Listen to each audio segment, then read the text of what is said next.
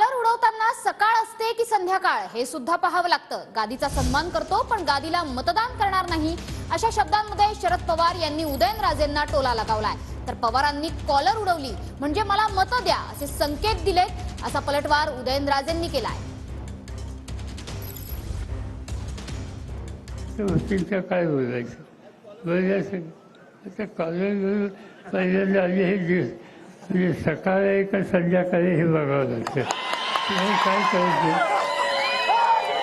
आणि त्यावेळेला त्याच्या संबंधी अधिक बोलण्याची काही गरज नाही। आम्ही गादीचा सन्मान करतो पण मत देताना गादीला मत देत नाही। त्या ठिकाणी कष्टकऱ्यांचा प्रतिनिधी त्याचा आपण सन्मान या ठिकाणी मताच्या लोकांना करू, मताचा विक्रम करू।